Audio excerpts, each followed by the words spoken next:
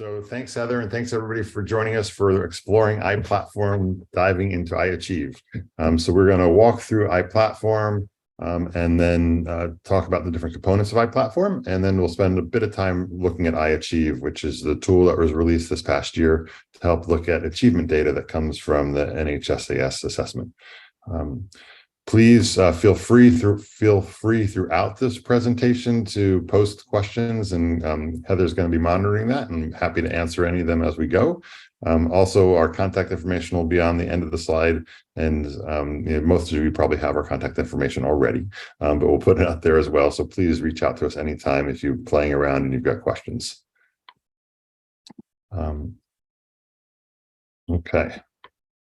So as many of you are aware, the department collects a lot of data. We collect data through the I4C system that, as many of you know, a lot of that data collection, not this coming year, but the year after, will come through Alma instead of through I4C.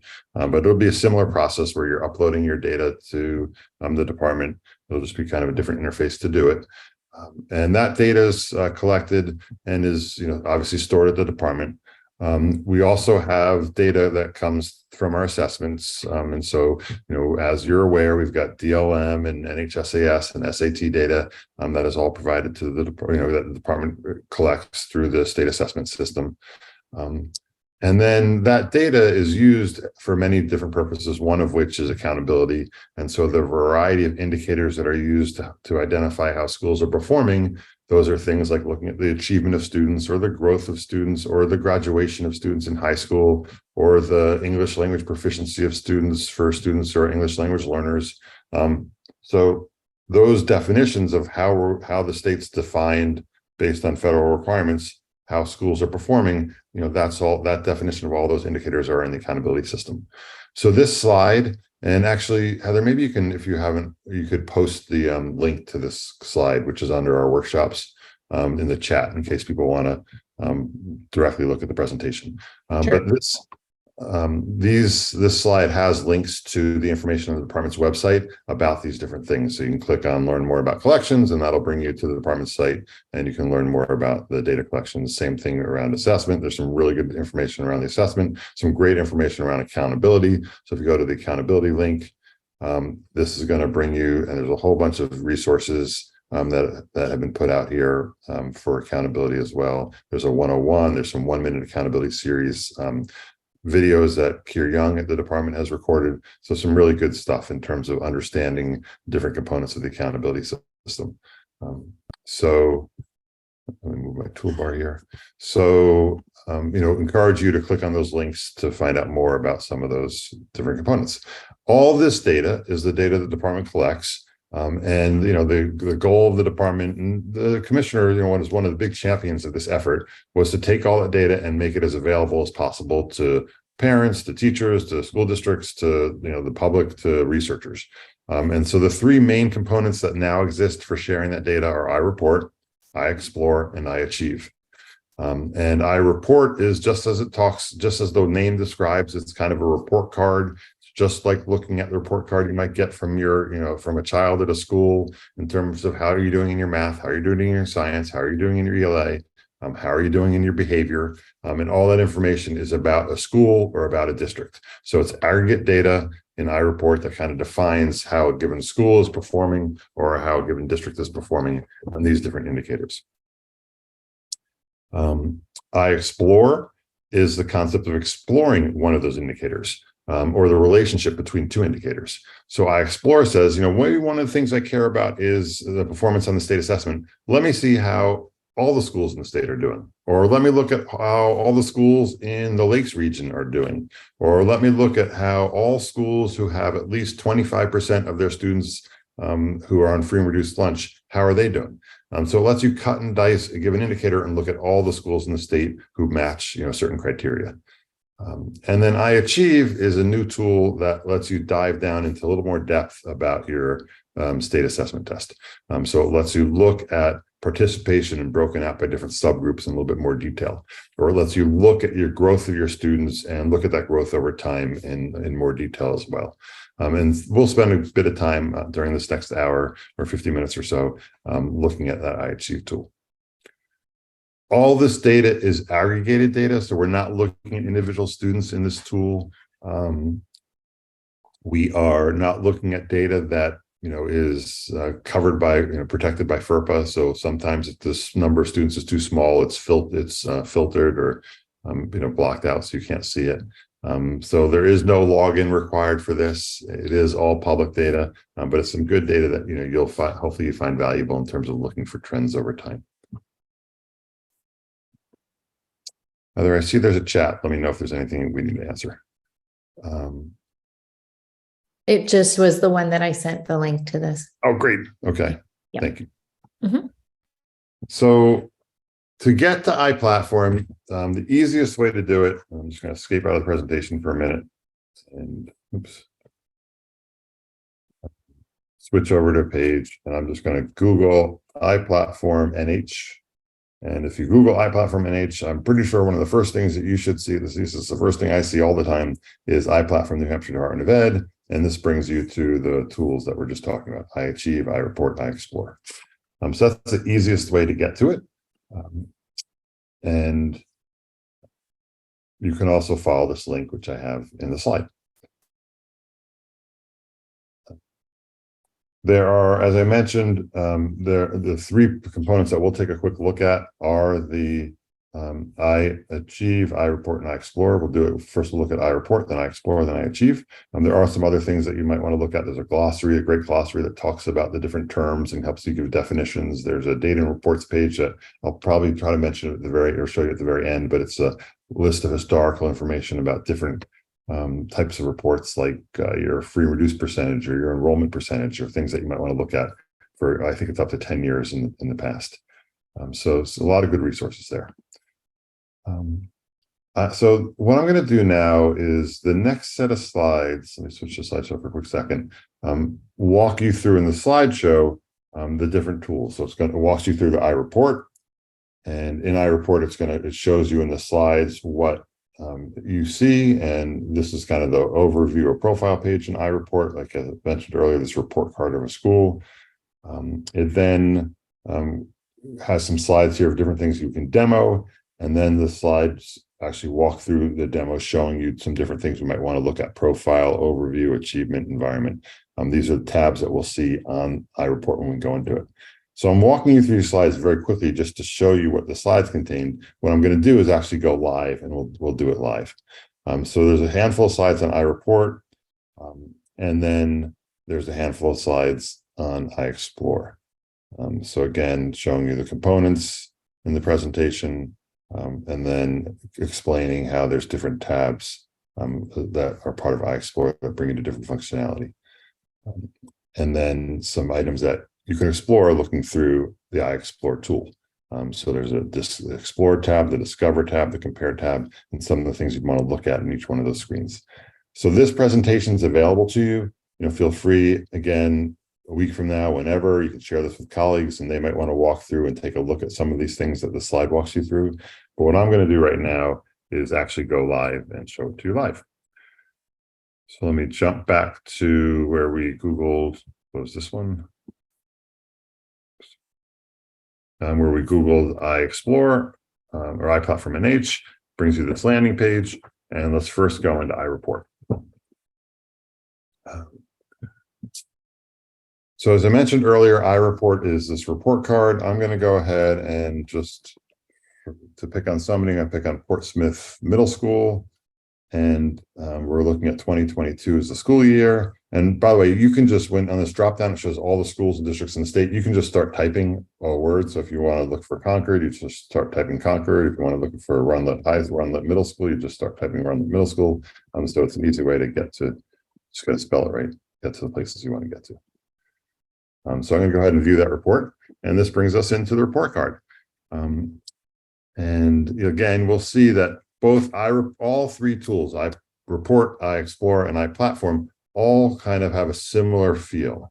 They're all going to have kind of a green title bar telling you what you're looking at right now. We're looking at the middle school. They all are going to have tabs across the top that let you get to different functionality within that system. And then within each tab, there'll be some information that's presented on the rest of the screen. So for iReport, again, a report card, looking at a certain school or district. Here we're looking at a school. This is giving us information about that school for each one of these different areas. So there's an overview, there's a profile, there's an achievement tab that will tell us about the achievement of the school, growth of the school, the environment, things like suspension and expulsion, things about the educators. Are the educators certified in the areas they're teaching? College information, finance, and then IDA is for special education, and finally ESSA for the state accountability. So you land originally, it defaults to the profile page. Actually, I thought it defaulted to profile, but it's defaulting to the overview. So the overview gives you an overview of each one of these tabs. So achievement, educator, school environment, achievement, environment, educator. This is an overview. You'll see more detail about achievement if you click on the achievement tab. Profile gives you an overview of where the school's located, some general information about the enrollment of the school. Here we can see Portsmouth on the seacoast. One of the things you'll want to realize quickly through iPlatform is that when you hover over things, that information pops up. More information will frequently pop up. So if I hover over enrollment, for example, it's going to give me a trend of enrollment over time. So we can see where in 2020, the school is a little bit bigger. They got bigger in 21, they dropped in 2022. You can hover over other fields, like if you hover over student population breakdown, it'll break down that area like economically disadvantaged again over 3 years. So I encourage you to look for different things and see what might hover, what might pop up in different areas. Again, we'll see where if there's not enough students, if there's less than 11 students, things will be suppressed. This information, and again, realize all this information that's presented is the information that the school districts have sent to the department. So really the goal is to take that information and make some use out of it. So whether it's the common database where you update your school administrator information, or whether it's the BOI where you might submit the student enrollment information, that's where all this stuff comes from. Achievement is going to focus on the state assessment test. And so here you'll have information, and we're looking at the middle school. So this is going to information about the NHSAS. And you'll also find similarities in the next several tabs about the information that's presented for that given area. So you'll typically see some overall information. So in this case, it's overall information about achievement. It's broken down by subject. You'll also see information about putting those results in context with the school or the state. So here you're seeing what is the school's value versus what's the state's value. So here we can see the school, with 75% of the students were proficient. At the state level, only 50-some% of the students were proficient, so 53%, and in sixth grade at least. When you hover over these, in this case, it's breaking it down and even showing you more detail. So you see it at the grade level. You also, again, then compare how did the school do versus how the state did at each one of the grades. You will typically see, again, in each one of these tabs, like growth, environment, educator, you'll typically see information over time. So here we're seeing proficiency over time. So you can look at trends, whether things went up or down over time. And you also may see a further breakout. So here we've got some overall proficiency information. Here we actually break it down to each level, so you can see how the students were doing at each level. So more than the fact that 74% of the students were proficient in English language arts, you can actually see of those 74%, 46 were level 3 and 29 were level 4. So you see that even though they've got a large percentage of students proficient, certainly for these students in level 3, you still want to do what you can to help them improve to level 4. You will also frequently see these arrows. An arrow is a flyout, and so if you click on an arrow, it'll usually break down the information into more detail. So here where you've got ELA proficiency, it breaks it down and it shows you what's the ELA proficiency for each one of your subgroups, race, and grade. So again, another way to get more detail is to look for these flyouts. Anytime you click on something that expands in this tool, you have to click on it again to have it collapse. So I click on it to expand, you click on it again, and it collapses. Expand, collapse. So just the other thing you'll notice is there's a lot of commonality in color. So you'll see red means ELA, blue is used for math, and green is used for science. So if you're looking at another area that also growth, for example, that might be broken down by subject, you'll see the same colors. So hopefully you see that same once you see the color, you'll know right away you're just looking at something that's about ELA or math. I am not going to go through all of these in the interest of the time. I'll go through a couple of more, maybe growth. We'll do growth in the achievement world, but growth is a great way, as for those of you who don't know, a great way to look at how are your students growing compared to similar students around the state. And so it's a good indicator whether you're a high achieving school or whether you're a school that's struggling. Maybe you've got a school with a population of students that are struggling. It still lets you see how are those students doing regardless of where they are compared to similar students around the state. So it's a really good indicator to take a look at. Environment deals with suspension and expulsion. It also gives you class size. Again, we see the same concept where you get some overall information. You've got flyouts that give you more detail. You see information over time. You see information in context. So how do you compare to the overall state? Suspension is certainly an area that you'll all want to, obviously want to be keeping a lookout for. We know that, things went down quite a bit. Not so much as we might have expected for Portsmouth, but went down quite a bit during COVID, and maybe going up quite a bit for others now. So it's definitely an area that we want to keep an eye out on. If I click on the state report, so at the bottom of the page, for when you're looking at any district or school, you'll see there's a state report. This will open up a new tab, and this will give you the same information at the state level. So there's some areas where you can actually see how you're comparing right on iReport to the state, but this is helpful sometimes to pull up a separate tab for the state. And so here again, we can see that suspensions went way down during COVID. Obviously, people weren't in school, kids weren't in school, so they weren't being suspended the same way. We know that lots of kids had issues getting back into school, and so certainly where things are higher than they were prior to the pandemic, we'll definitely want to be watching how that ends up at the end of 2023 and when that data gets published to iPlatform. Out of curiosity, Mike, that's a good segue. One of the questions was, do you know when the 2022, 2023 data is going to be in iPlatform or roundabout? Yeah, so the timing typically for the state will be probably in the November timeframe. Unfortunately, it takes a little while to get the data all cleaned and ready and made sure it's valid before it gets up, but probably in the November timeframe.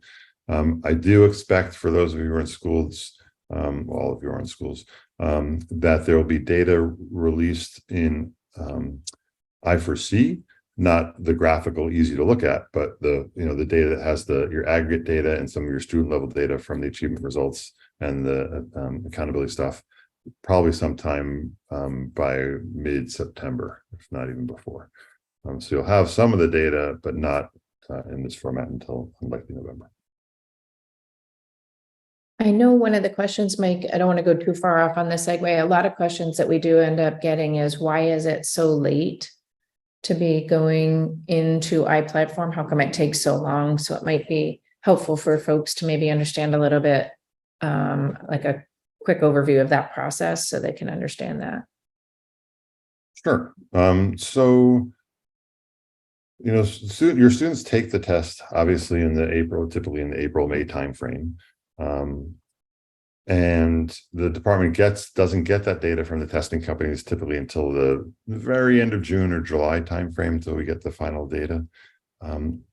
We have to take that data, the department has to take that data along with your end of year data that you submit that has information about all your students in your schools. And that data isn't submitted to the department until the middle of July, and then kind of verified by the beginning of August.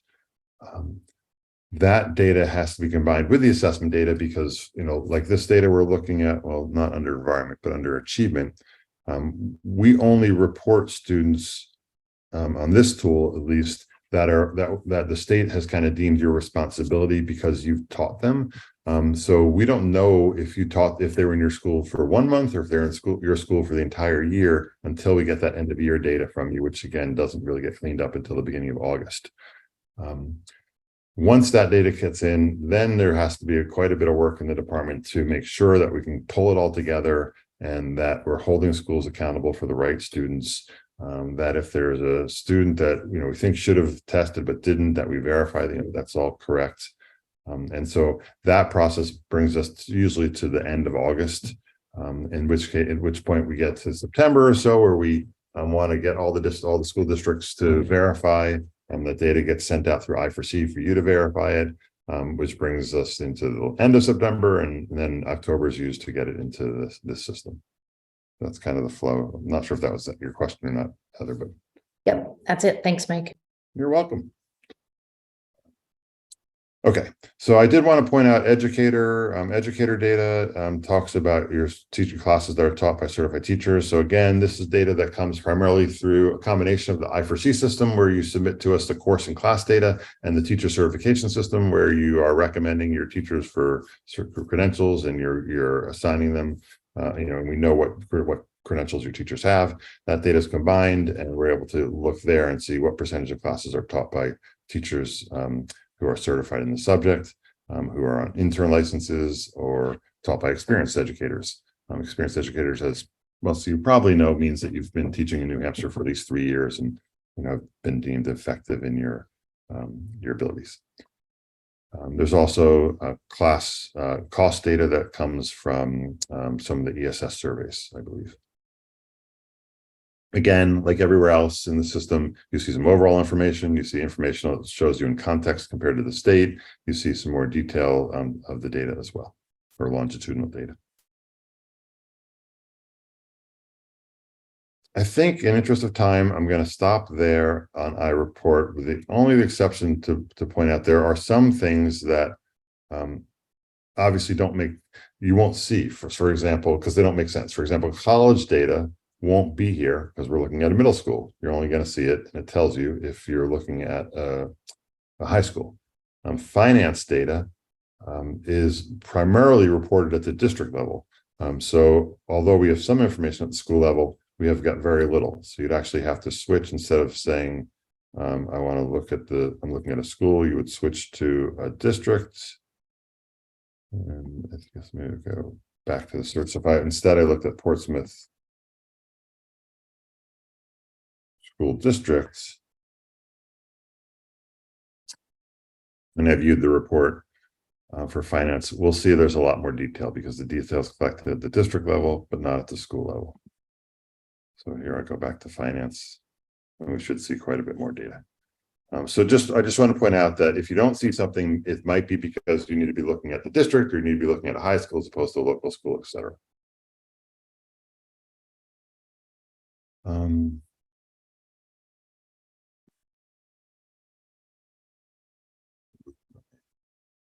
Up around here for a minute. There's also, if I go to achievement, perhaps there are some places in the system that you can jump between iReport and iExplore. So as I mentioned before, iReport is this report card. It's giving you information about a school or a district for the most part. There is some comparison things here where you can compare a couple of schools, so you can play around with that.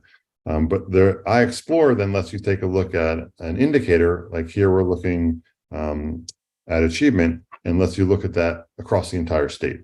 And so some places you'll actually see an iExplore link. And so if I click on this link, it'll say, do I want to look at math or ELA? Because that's what I'm seeing right here. And if I click math, for example, this will now jump me into iExplore. So now we're in iExplore instead of iAchieve. And now it's showing me the math proficiency indicator, and it's showing to me for every school in the state. And so I can actually scroll down to the bottom of this, and you can click on there. You'll see these 3 little lines show up. You click on that, and that'll actually sort it for you. And so here we can look at, Maud Treflin School. Heather can pronounce it better than I can. Has, super high Academy for Science Design, super high percent proficient. So you can look quickly and see, where schools are, and, or maybe what are some of your surrounding schools, etc. iExplore lets you then explore different indicators. So right now we're looking at proficiency. We also could look at class size, for example. And so now we're going to see the same information, or we can see information about class size. So now we're looking at the average class size. We can see, here are some schools that have some bigger class sizes. iExplore, just like iReport, has tabs across the top. So it lets you do everything from, you can explore information that lets you explore an indicator. You can compare multiple indicators. You can discover how different indicators relate to each other. You can search for other schools that are similar to yours. You can download data, you can do definitions. So we'll go through some of these as well. And again, play with it on your own. You're not going to break anything. This is no login required. Ask questions if you have them. On the Explore page, and you'll see throughout this system in a couple of different areas, it will help you understand if there are any correlations as well. So on the Explore page, the correlations are always showing you how students in the schools do in math and ELA versus whatever indicator you're looking at. So here's class size. So here we're looking to say, is there a correlation between how well students do? So, anywhere from your kids, very few kids are getting proficient on the test to a lot of your students are getting proficient on the test. And how does that compare to small classes or big class sizes? And one of the things that this reports is this thing called the Pearson R value. For those of you who have played around with statistics a little bit, you'll know that you need a Pearson R value that needs to be probably about 0.8 or negative 0.8, either depending on which way the correlation is going, or higher or lower. So somewhere between 0.8 and 1 or so. It's got to be pretty close to 0.8 or 0.7 to indicate that there's some meaningful correlation. So in this case, it's basically telling us that there is no correlation between class size and results on the assessment test. And this is based on the population of New Hampshire public schools and these tests in the certainly this year that we're looking at. And you'll see each one of these dots represents a school. So here we can see is a school that has a very low class size and seems to do pretty well in the state assessment test. And this is Francistown Elementary School. Or here's another school that has a large class size and also seems to be doing very well, the McKelvey Intermediate School, or the Wyndham Center School. So you can see, regardless of whether you get a small class or a large class, they both seem to be doing very well. So one piece of information that, depending on your position and what you're trying to show within your school district, may help you or may not help you in terms of budgeting, that type of stuff. I'm not going to go through many more of these again in interest of time. I'll just click on them quickly to explain. In the compare, you can select two different entities, like school A and school B, and then it'll show you for all the different indicators in the system. It'll show you the results for 3 years for both of those entities. The Discover page will let you take any two indicators. So I can take, and this doesn't have to be the first page we showed, look at the correlation between state assessment test and some indicator. This lets us choose any two indicators. So for example, we could choose finance and say, what is the average cost per pupil? And we could compare that to, I think it's school environment, which has, well, maybe teacher staff ratio. I'm not sure if it's going to, yeah. So we can look to see, is there a correlation between teacher staff ratio and cost per pupil? Oh, I chose graduation rate. I must have chosen the wrong indicator.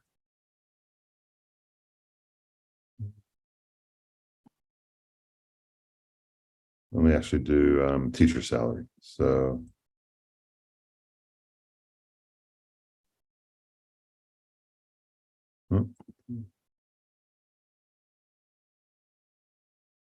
that's what I was trying to do.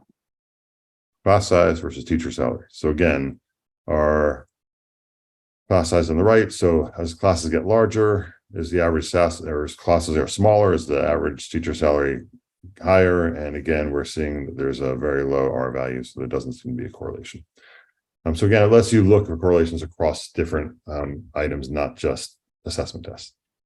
You can limit it to, like, you'll see there's a lot of these things that we probably don't have data. They might be a district and not a school or something. And so you could limit it and say, I only want to look at schools.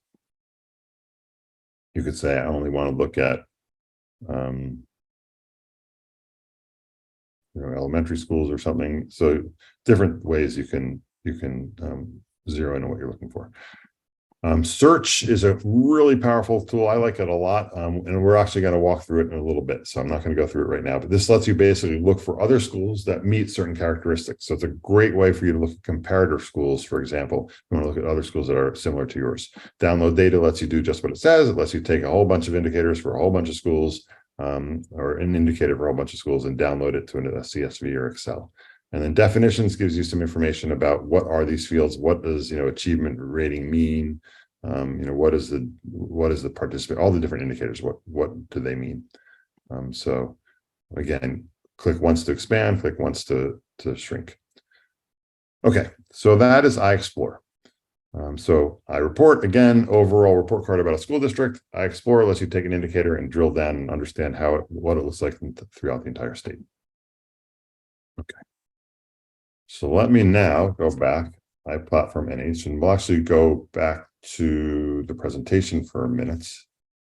So we walked through the iReport and iExplore. Again, use this presentation if you want to look at different, see what was on each of these pages, look at things you might want to look at on each one of these different pages or different tabs in iReport and iExplore.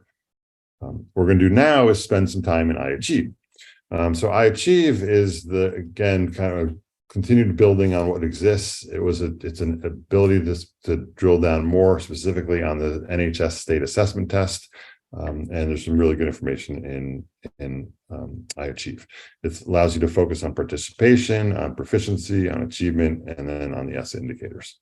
And we will go through those again live.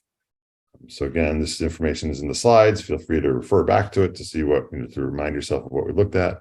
Again, you'll see in this presentation is information about what you might want to look at on each one of the different tabs as you're going through, like through participation, through proficiency, etc. So let's jump over again live and we'll walk through this. And Heather, let me know if there's any questions as I move us to iAchieve. Nothing yet. Thank you.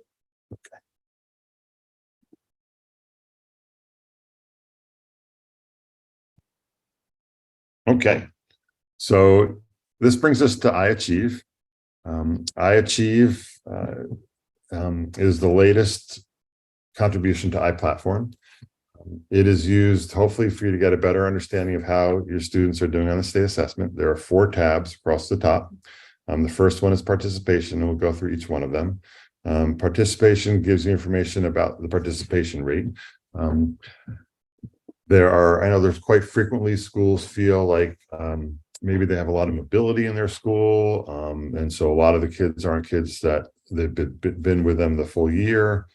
This will give you more insight into whether that's the case or not. It'll also let you see what types of students are participating and are not participating in the state assessment.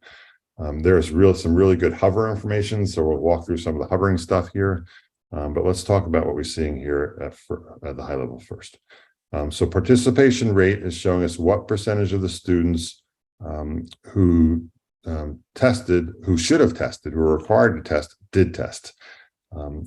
These values will only be focusing on students who were in your school full academic year. So only students who spent most of the year enrolled in your school, which is considered full academic year, FAY, are included. So full academic year means that the student was in your school at least 90% of the year. So we look at their entry dates, we look at their exit date that the student had, and that comes from your end of year file.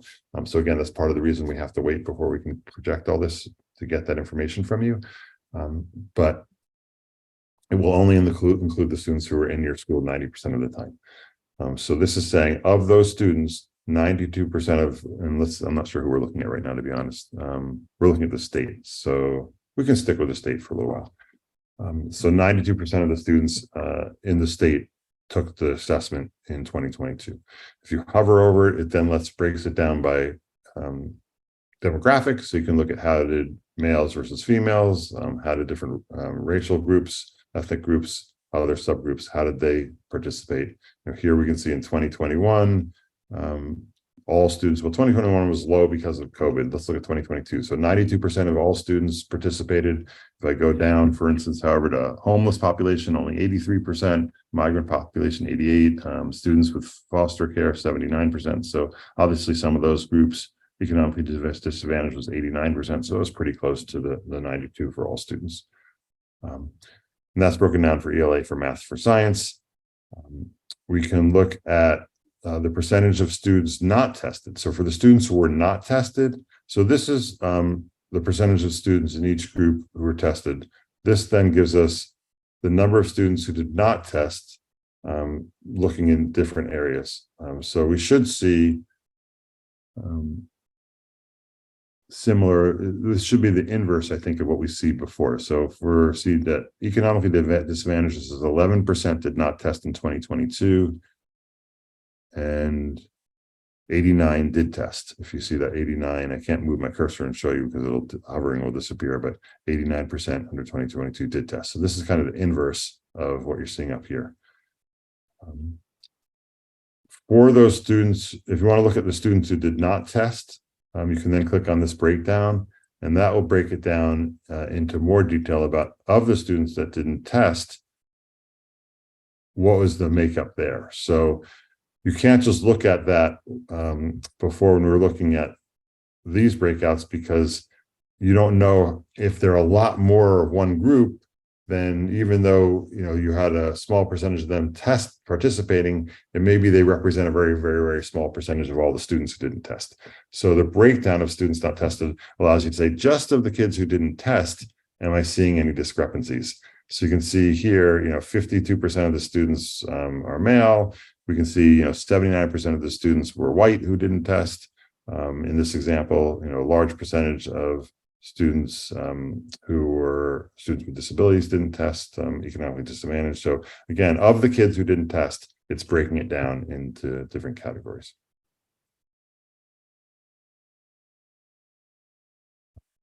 For FAY, this shows us the number of students who were full academic year and in each one of the areas. And this is showing us, this is, I think, actually, we consider everybody full academic year at the state level. So let me drill down to a school to make this more meaningful. So let me actually go to Portsmouth.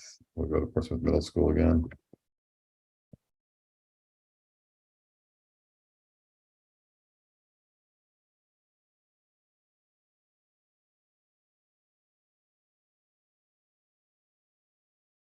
And so here it'll show you the number of FAY students divided by the number of students required to test. So of all the kids required to test, this is now showing us of the kids who were enrolled during the period of the test. So it depends on the grade and the year exactly how it works. But typically, if they're enrolled during the testing cycle, this is showing us what percentage of those students were FAY, were there full academic. So this is telling us the majority of students were enrolled who took the test were in your schools. 95% of the students, almost 96% of students were in Portsmouth Middle School for 90% of the year. So we can let's take a look actually, and I don't know if there's anybody on the call from Manchester, but I'm just going to pick on Manchester for a minute, because I know Manchester frequently may have a little bit of a higher mobility rate than some of the other schools. But let's just take a look. So if we choose Manchester School District, hide this again, we can see here. So even in Manchester, if I'm looking at this correctly, bring us to Manchester. Yeah. 95% of the kids were enrolled for 90% of the year. So very, fairly high percentage of students who are enrolled in that district for at least 90% of the year. So it's indicating that there's not an excessive amount of mobility, even in Manchester. Let's go back to Portsmouth again. Mike, just a related question to that. Some of the questions that we get are, so as long as they remained in your district, even if they weren't in your school, because what ends up happening is kids might move from school to school within a district.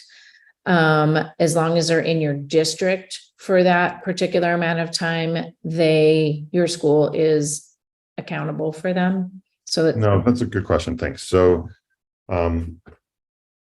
accountability for the state for federal purposes is at the school level.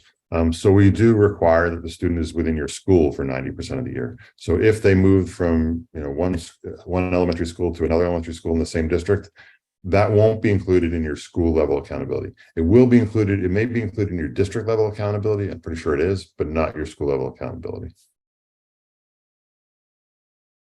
Great, thanks. Okay, so that's the general information about the participation page. So let's take a look at take a look at proficiency and growth. So proficiency and growth again, and I noticed this before. There's some funky thing going on with the tool right now, and I'm going to have to contact somebody later. But it looks like something's not showing up correctly, and there's some little error, which is the first time I've ever seen this. But we'll walk through what we can. So for some reason, the proficiency piece isn't showing here, but it's going to be similar to the academic growth information, where it will tell you what percentage of your students were proficient in each bucket for ELA and math. And then it'll do the same for growth. One of the more valuable pieces of this page, though, is this chart at the bottom. And let me switch actually, instead of showing just one school, I'm going to show the entire district, because we'll see more information. Hopefully I can get to it. I had this problem before. I'm going to have to go back to the beginning of iPlatform and just go back into iAchieve, and I apologize. Again, I haven't seen this problem before, so I'm sure we'll get it fixed quickly.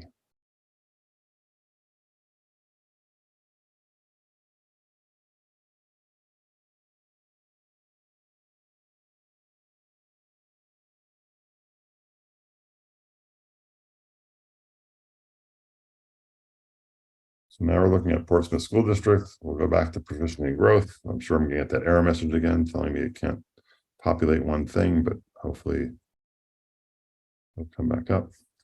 So again, I can't populate this.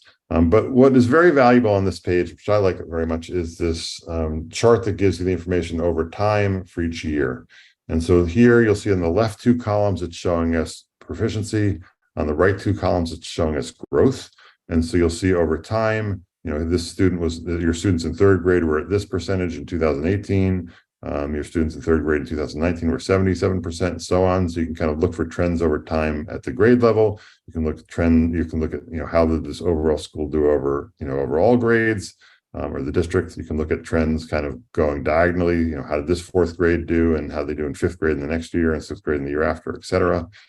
So a neat way to look for trends over time, both for achievement as well as for growth. And so this represents 74% of the students were proficient. This represents 53%. The students' average growth was the 53rd percentile. So this is giving us percentiles. This is giving us percent of students proficient.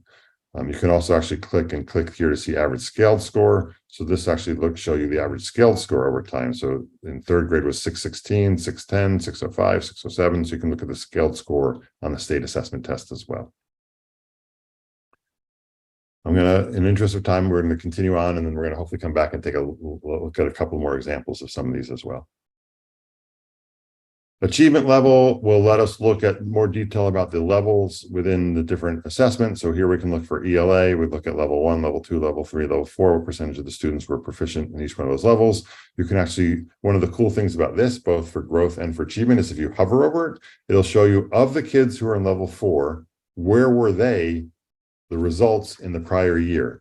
So in the prior year, you can see that many of them didn't test in the prior year, but 9.79% of them were in level 3 of the prior year and moved up to level 4.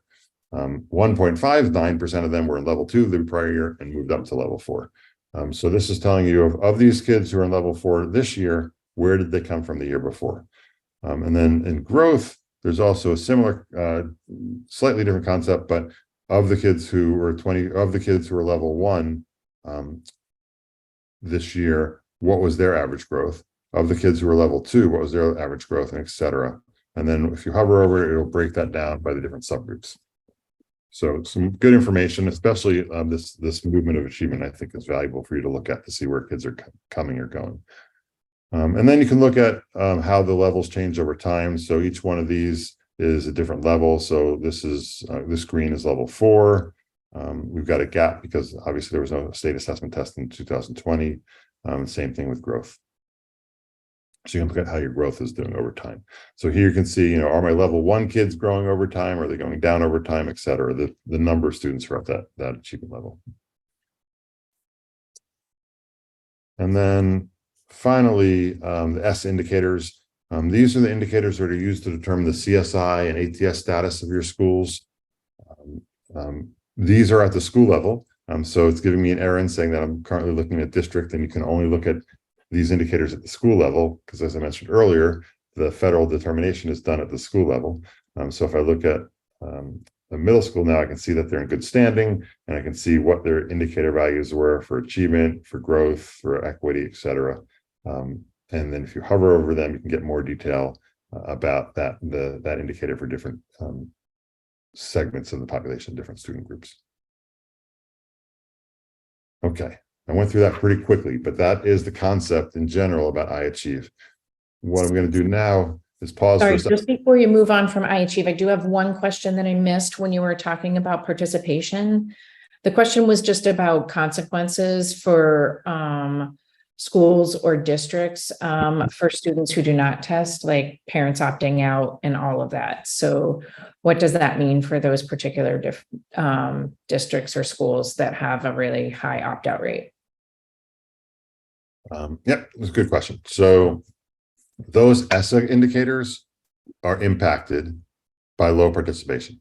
So if your participation drops below 95%, then any of those students, the number of students below that 95% mark, those students are basically considered not an individual student, but the school is given zeros basically for those students. So say you have 100 students and only 92% of those students took the test. That first 5% of students is kind of a grace, but then the 3% of students between 92 and 95%, that percentage of students, they're assumed to basically they receive a 0 on the state assessment test. And so if I look at the ESSA indicator, let me back up. The achievement level, like when you're looking at the percentage of students who are proficient in each achievement level, this type of stuff, this is not affected by participation at all. We're only reporting to you what actually, for the students who actually took the test. But the ESSA indicator, where it comes up and says that your achievement was a 2.86, and that basically means that your achievement level, you either got your achievement level on the state assessment, either a 1, a 2, or 3, or 4. And this is basically saying what is the average. So if you had, 50 of your students were a level 2 and 50 of your students were a level 3, then the average achievement is 2.5, right in the middle. This achievement, when you calculate it, you get dinged for students more than 5%. If more than 5% of your students didn't take the test, you get dinged for that the number or percentage of students. They basically count as a 0, and they'll drive that achievement value down. That's the only indicator that is affected by that participation concern. The other indicators are not affected by it. Thanks, Mike. Yep. Okay. So let's just want to finish up with some scenarios. So I just want to give you a kind of idea of how might you want to think about using this information. So we're going to go through hopefully 4 examples in the next few minutes. So one is I'm a curriculum coordinator in Bow, and I'm interested in our math results. Maybe we've got some issues or questions or concerns, or we just want to focus on math right now. So how are we growing in math? So how are we growing in math after the pandemic? So I'm going to go to iAchieve. I'm going to select Bow.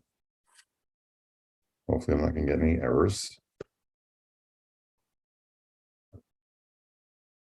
Perfect. Click it again to shrink it, and I'm going to go to proficiency, because we want to look at the question again was, I want to see how we're growing in math since the pandemic. So growing in math, oops. So what we're going to do is we're going to look at growth. This is growth. We're going to look at math. This is math. And we're going to look at since the pandemic. And so we can see that our growth rate was 64% for grade 4. That was their median, their average growth. So that's very good. Any growth over 50%, your growth percentile over 50% means you're growing your students faster than similar students in the state. So they're doing very well in grade 4. They're struggling a bit in grade 5. They're doing very well in grade 6, and they're doing just about average in grade 7, and a little bit better than that in grade 8. So that's kind of helps answer the initial question, which was, I believe, I want to see how we're growing in math after the pandemic. Then I also want to see if there are any trends in our growth or grade level math results over the past few years. So now I want to say not our growth, but are there trends in our grade level math results? So for this one, I might want to look at my math grade level results, and rather than looking at scaled score, we'll go back and look at percent proficient. We want to look at are there trends that I'm seeing over the past many years about at the grade level in math.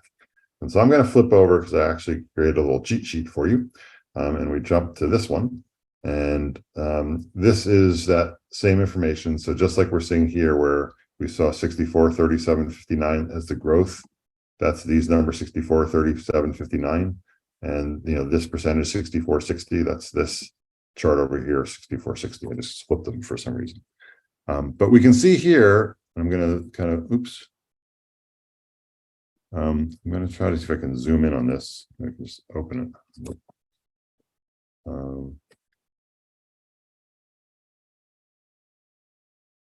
Well, Mike, if you present it, Mike, there you go. There we go. Thank you, Heather. So a couple of trends that I see thinking about this is looking at my district in this example, and I can see, for example, one thing I noticed is that if I look at this grade 4 in 2018, 66% of the students were proficient. I noticed that in 2019 only 43 were proficient, and then jumped down to 2021, the 7th grade, only 32% were proficient, and now in 2022 only 29 students were proficient. And that decrease is, I think, more substantial than any other decrease in this. And so that may be something that I, as a curriculum coordinator within my district, may want to think about. And this would have been hopefully something I looked at last year, or November or whatever, if it was when it was released. And it might be something where I want to look at these, maybe work with the high school, the incoming 9th grade, and take a look at what can we do to maybe help these students who seems to have been struggling year after year. Another thing I noticed looking at this data was that in the given year, like in 2018, the lowest percentile was 36. And I also noticed the same thing was true in 2019, 43%. They were the lowest percent proficient was in grade 5. And in 2021, I see again, I don't see, and this was after COVID, we know that there are lots of things, especially math was really a huge area for the struggle in middle schools. So I'm still lower than some of my other elementary schools in grade. In 2022, I'm still the lowest of the 4 grades 3 through 6 at least. So again, this may be an area that as a curriculum coordinator, I might want to work with my 5th grade and try to figure out what is it that's happening. Are there things that maybe we're not teaching, that are items that are within the state assessment test that we need to be teaching, or what is it that might be causing this drop in 5th grade? So just an example of things that, looking at this data, you might want to think through as a team. Maybe you want to have maybe this is something you bring out as a principal at a staff meeting, and walk folks through and have people brainstorm on. Okay. So that's one example. Maybe another example in Bo, I now want to see if our federal growth indicator is similar for all subgroups in our middle school. Is there any group we should focus on? So again, if I want to look at my federal growth indicator, so I would go back to iAchieve. I would go to the S indicators. I think we said we were looking at the middle school. So let me switch to the middle school, which is Sloan Memorial School. And I wanted to look at growth. And so here, if I hover over the growth, I can see that my growth indicator is 50.64. But if I hover over the growth, I can see that that column on the right, that there's some subgroups. The Hispanic Latino subgroup was a little bit lower. I can see that my economically disadvantaged students have a much lower growth percentile, 41.48. I can see that my special education students have a much lower growth percentile of 39.02. And again, remember, this is looking at how your kids are growing compared to similar performing students around the state. So it's not like you're comparing, the economically disadvantaged students to everybody. It's to other students who perform similarly around the state. So, that's something that, again, maybe I want to create an initiative or help focus on that group of students. In the interest of time, a couple other ones I want to go through really quickly. I'm the principal in Amherst. I want us to know if my students in level 2 math this year moved up from level 1. So this is looking at movement of students, and was it similar for 7th grade? So that was just one thing I didn't point out before that let me try to point out real quickly. So if we go to Amherst,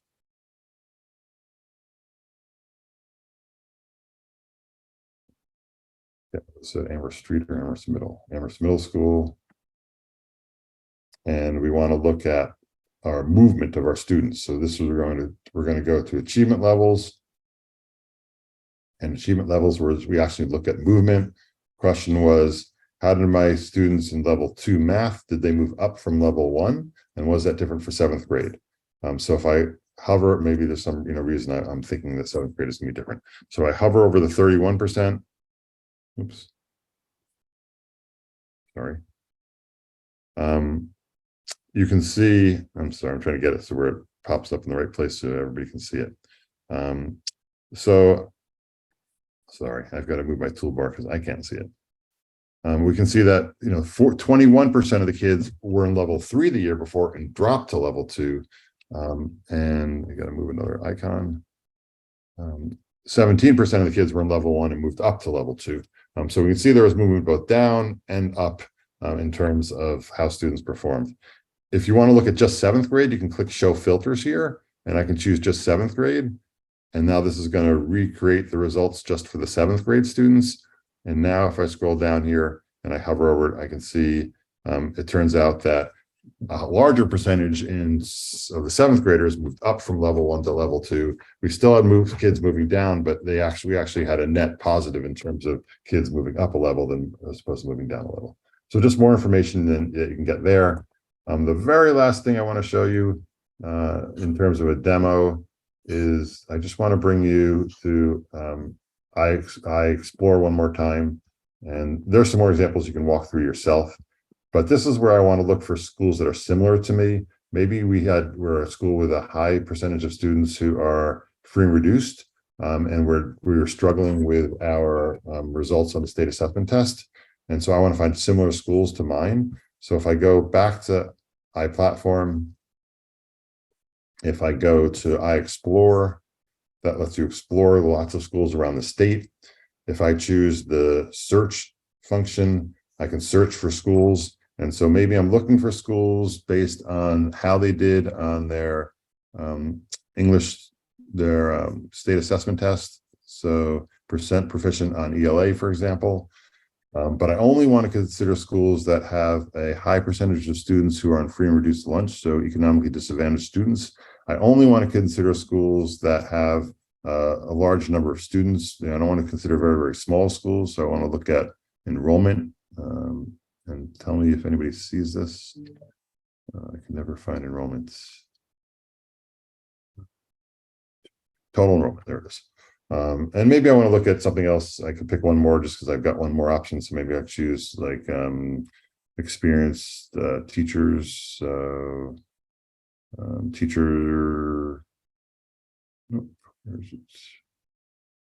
class sizes for experienced educators.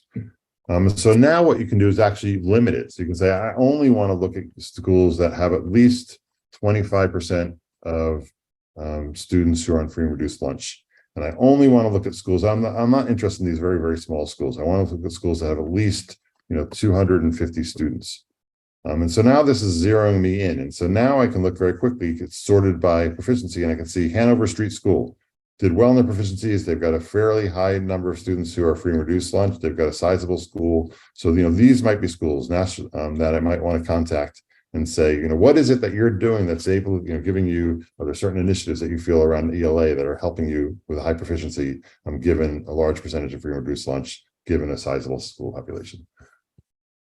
So hopefully that gives you, I apologize, I'm going over a little bit. Hopefully that gives you an example of different ways that you can use iExplore and iAchieve to look at different information. The last things I'll give you is just some contact information and kind of some information about what's coming next. You will see that there's some highlights on how to navigate. So look through the slides if it helps you do that. Coming forward, oops. The achievement data should be coming out in November for 2023. There's a new data and reports page that I talked about earlier. I'll let you play out to look for on your own. There's going to be a new landing page coming sometime this year that's going to bring all these tools together a little bit better for you in terms of giving you information about what's available. There's some more trainings that'll be coming this coming year. And then I know there is talk about taking this and getting it down to the teacher level where teachers can actually look at your own students, and principals can look at your own students. That would obviously be a secure system as opposed to a public system. But there is some work. Hopefully, I know that Caitlin and the department wants to move forward with something like that as well. So expect hopefully we'll get some more information about that coming up this year. So with that, here's my email, Heather's email. Dina Raybuck is she is the mastermind behind iPlatform. So many kudos to Dina for all her hard work getting us all this data. All the work that all your schools have done to get data throughout the years. We're so excited to be able to share this back in ways that hopefully brings benefits to lots of people. Email us, you got my phone number there, call us, send a message to the help desk if you have any. And with that, I'm gonna pause and stop, and Heather, you tell me if there's any other questions. If not, everybody have a wonderful. No other questions. Nothing left. So thanks everybody for attending today. Have a great rest of your summer. Thanks everyone. Bye-bye.